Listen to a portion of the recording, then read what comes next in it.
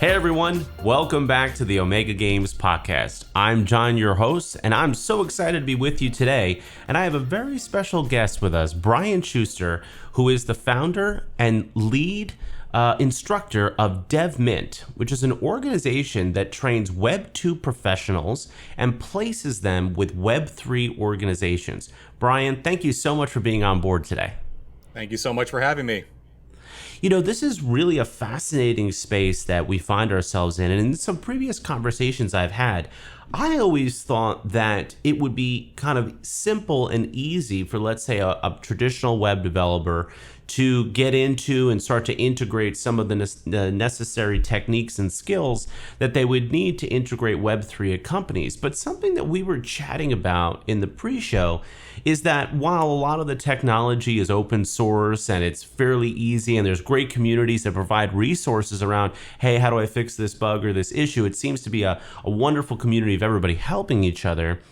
I've noticed, and you've mentioned this as well, that Web3 is truly a mindset shift when it comes to development and integration of these softwares. So could you maybe share with the audience a little bit around what we consider this mindset shift to be and how that's changing traditional development techniques and practices?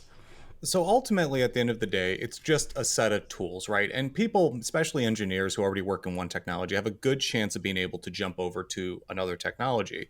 But the thing that most Web 2 developers don't realize is that they've been developing within a particular mentality for all of their career, that they didn't have to fight for things like the open internet, that we agree that cloud computing is good, that object-oriented programming is this thing. There's all these values that you have that kind of bake in, and you've never really had to think about them. Every role you've ever done has always implemented those things. But the difference is when you shift over to Web3, fundamentally, there's something different at the core. We do things like doing wide distributed networks. We have to do all these security, prevention things that on the surface seem like they're just waste, basically, that they're just wasteful and they're not doing anything useful. But in fact, it's that at its core, decentralization, and really what decentralization allows, really radical ownership of your assets, means that you have to do things in different ways. I've found with students that they don't understand that. They don't get that. Most of the time they spend is wasted. They just don't get it because it just seems like a crappy version of something we already have instead of a new way of building. First, getting that is really important before the technology is useful.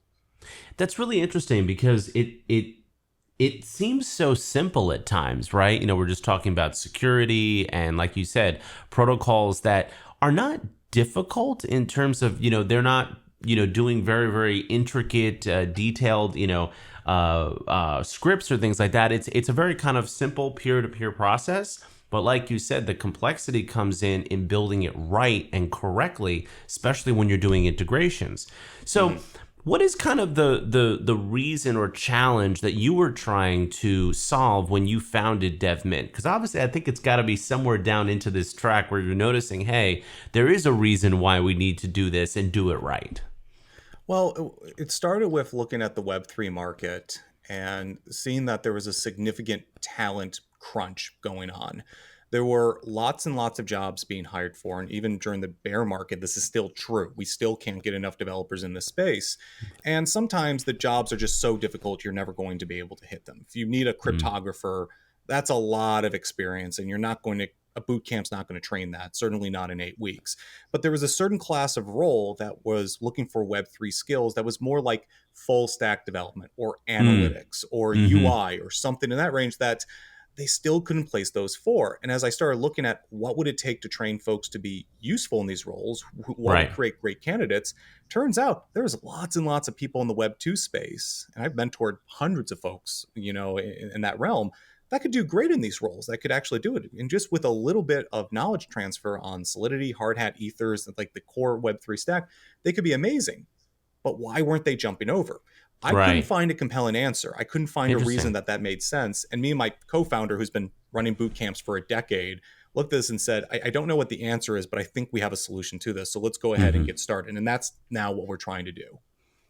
Well, it's first of all, I think any business or business owner, and I think that this is any great company should be and usually focuses on a specific need and then the solve for that, and providing a simple way for a customer or for another vendor that uses their help to bridge that gap. So when we're talking about Web3 concepts and we're talking about, blockchain on this podcast specifically, I always like to pull it back to our listeners and tell them, the concepts of how you run a successful business or a company, or how you develop value in the marketplace between yourself and another individual remain the same. So all we're trying to do is use technology or provide value in a specific space that ultimately achieves that goal, which is either a higher level of customer service or customer experience for your end user, drives revenue for your organization by making it easier and more simple for individuals to gain access and drive value from your product. So I like what you're saying there. And I think this connects to something we chatted about previously, is that when we think about what's needed for devs, so if you're looking to hire in your organization, what do you need to provide to your team so that they can be successful? And something you and I have touched on many times is this need for a community, and then this onboarding process that helps them understand what it is you actually want them to solve for. So maybe you could touch on that a little bit more too, in terms of how to help your team be more successful when you present them a challenge or a project.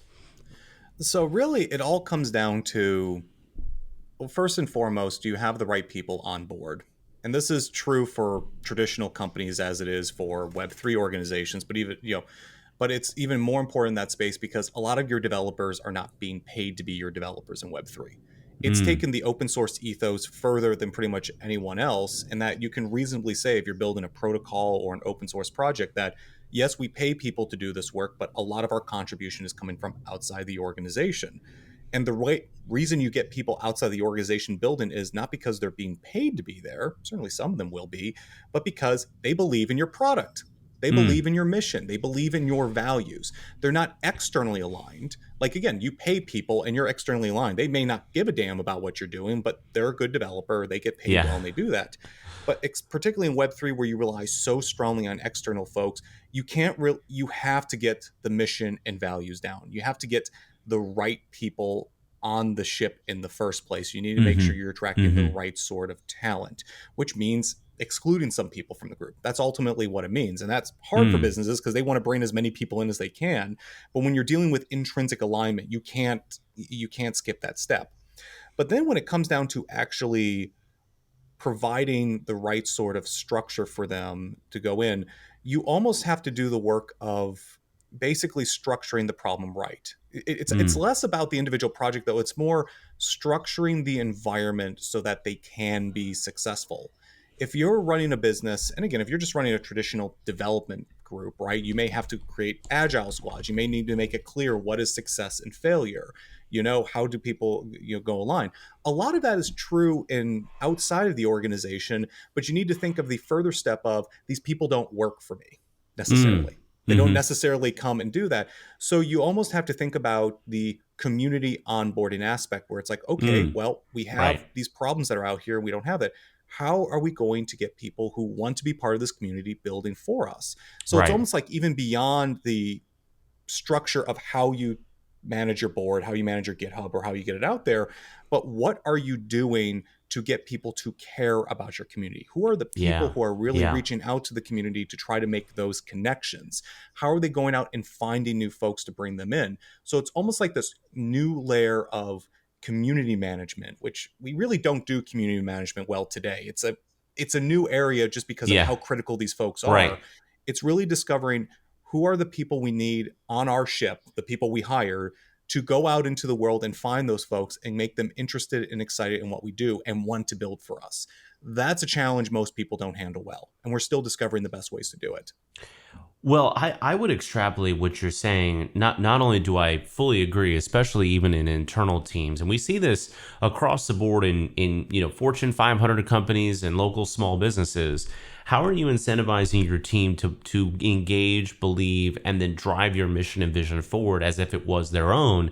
I think that is a obvious. I mean, there's numerous articles, you see this on LinkedIn all the time, about how to develop your workforce from what's important to them and what they're motivated by. I mean, I love the different aspect motivators that you see sometimes in books that have been written. Not everyone's motivated by profit and money.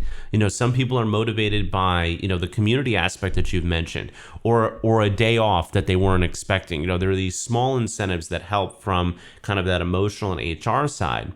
I would also extrapolate what you're saying in terms of community management and development, that what I'm noticing in the Web3 space specifically is that if projects are not being developed that really focus in on what's important to their consumer community, they're failing much more quickly than companies that may be out there that get a lot of seed investment, funds, or seemingly have a really good idea that eventually don't actually produce anything.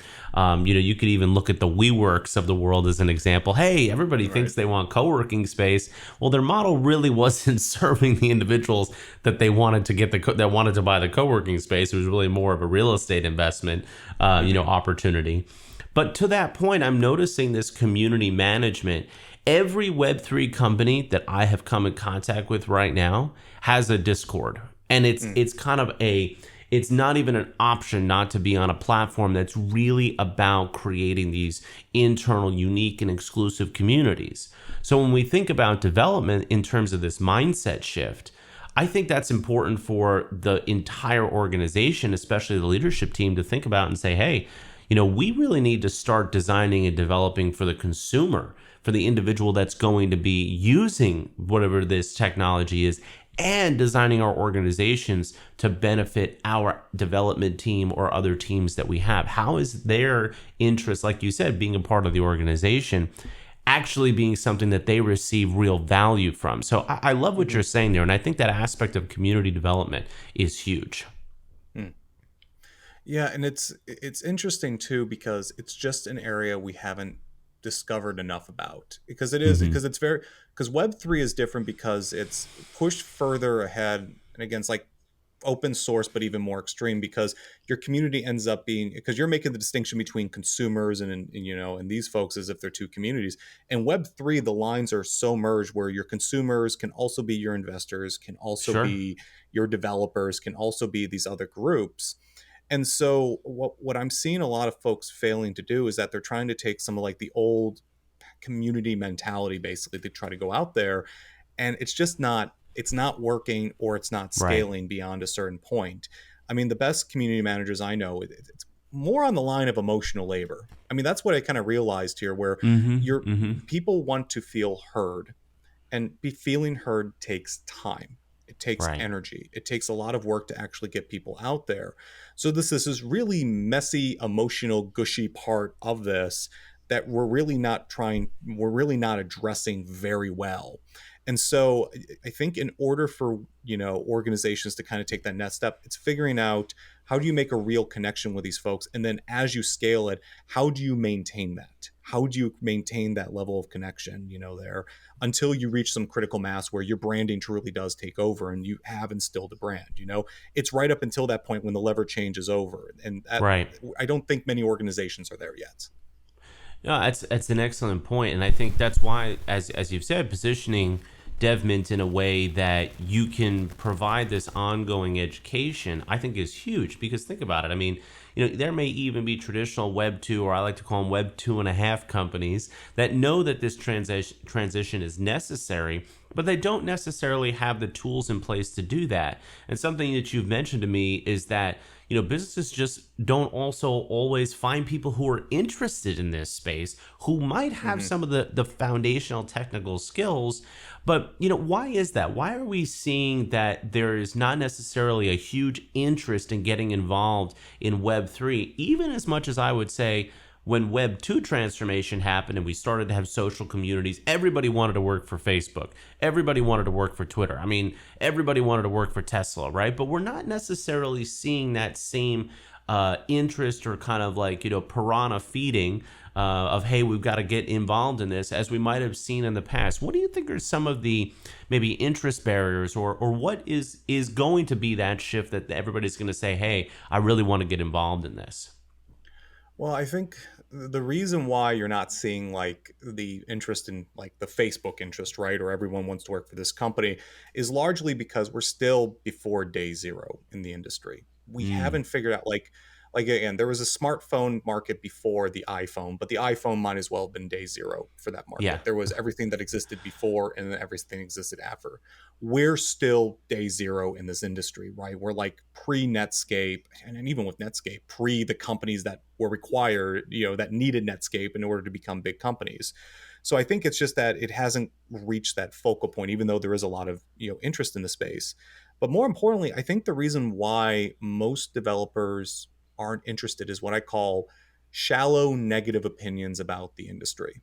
mm, And it's fair because like the discourse for most average people, and again, there's people like me who spend their life in this, so I know the teams, I know the people who are building things, I know where to look, and I've built a bullshit filter where I know what to ignore, right? I don't even see a lot of that stuff, but most people don't have that, so all they see is like bored apes dancing in like right, some scene or whatever, like that was in that music so recently, or Coinbase going and doing an ad, and they see it all as investment, or the popular YouTubers in the space are often talking about just prices and just tokens. And so from a right, developer, and developers really don't like talking about money up front, they kind of think of that as BS.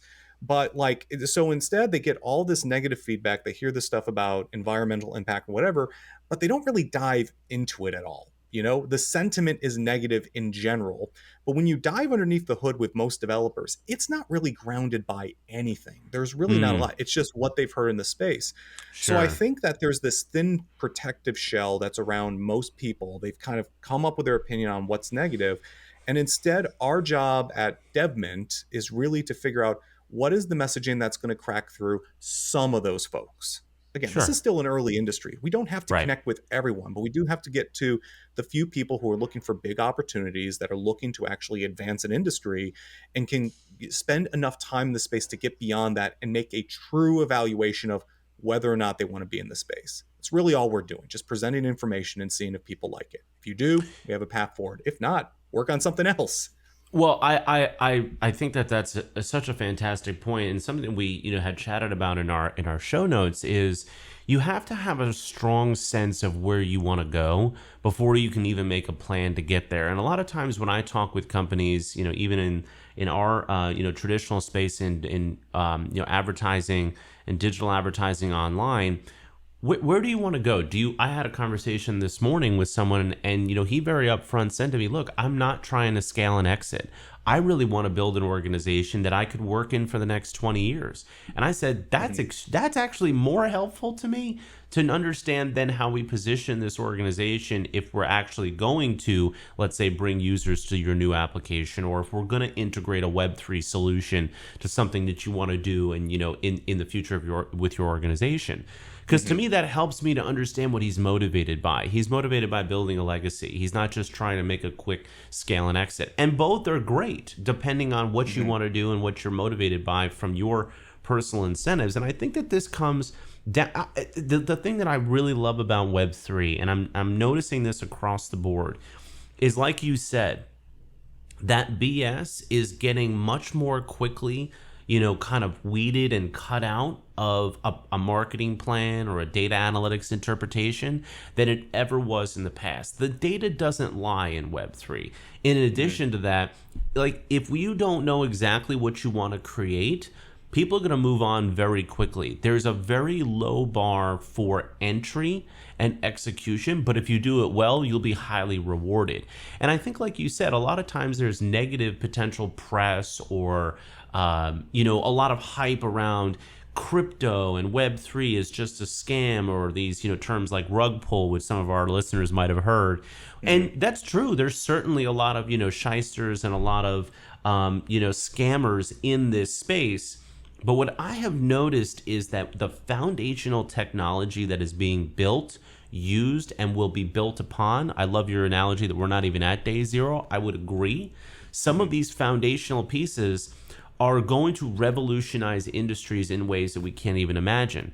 I had a conversation with another individual who is actually interested in potentially implementing POAP technology, which is just proof of attendance Yeah. protocols, into a current global events company. Wow, think about the opportunity that's there for creating better customer experience and better usage of the engagement and behavioral data that they get, right? Now, our Mhm. listeners will probably have another episode on POAP, but I think it's so critical in this space, like you mentioned, even for a developer who wants to get involved or wants to get a job.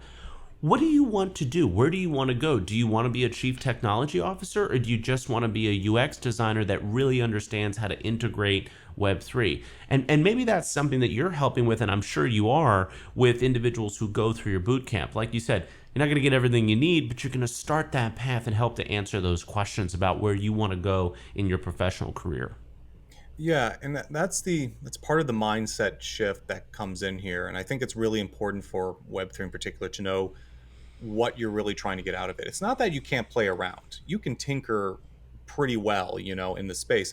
But unlike, like boot camps and Web 2, where we're placing people specifically in roles and we kind of know what their next 5 years look like, Web 3 is built on shifting ground. There's so many Mm, changes happening every day and every year the landscape changes.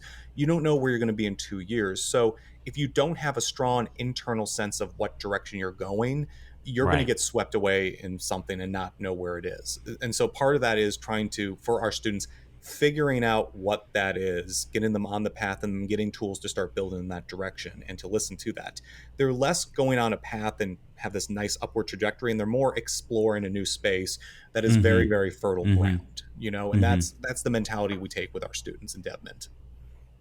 Well, Brian, I really appreciate you sharing that. And as we come to kind of the back half of the episode today, I really appreciate you being here and the things that you're sharing. I think are important, not just from a professional perspective of hey, you want to get into a career and execute. There's a personal aspect to this as well of defining your value, defining where you want to be, defining what role you want to have, where you want to work. I wonder if you could leave the audience with a few key takeaways from our conversation, and maybe that's around the future of Web3 or your professional development, but a couple of key takeaways that they can say, wow, I didn't think about it that way. Here's a few areas that I can kind of make a pivot or make a change that I hadn't thought about before. Sure. So, first and foremost, if you're the future of Web3 is going to be built by Web3 insiders. That's something I've learned consistently throughout the time. The reason why I like putting people in the space today is because they become somebody who's building and executing and understands the space better than anyone else. I mean, we see people from outside the industry try to come in and try to build things, and they're just not integrating it fully. You really do have to understand the core value proposition and then build up from there rather Mm-hmm. than look on the outside and try to use it. So that's the first thing. If you want to be in Web3, you kind of have to, if you want to build with Web3, if you want the opportunity, you have to be on the inside. The second thing I would say is that a lot of companies aren't going to get this right. They're not going to get Mm, community right. They're not going to do these things. In order to overcome that resistance, you have to have a strong internal sense of where you want to go and what you want to do. I mean, one of the lessons I have for companies is so that they can build that environment so it is easier for folks. But that's a hard message because this is a new space for companies too. They don't have right. it figured out Right. either. So I can't change all the companies, but if you come to me, I can help change you and give you a better mentality. And I hope we're doing a good job with that at our company or at a boot camp. But I guess the final point then is once you have those things, you're inside, you're doing that. This is all about tinkering for the long term. This is Okay. not you're not going to go into Web3 and find a high level of stability like you do in Web 2. You're going to find new companies, you're going to find new spaces. But when I say that, people think, oh, I might get let go from my job. That's a possibility. You might also get poached for double your salary from another organization or have a chance to start Mm-hmm. a new Mm-hmm. organization.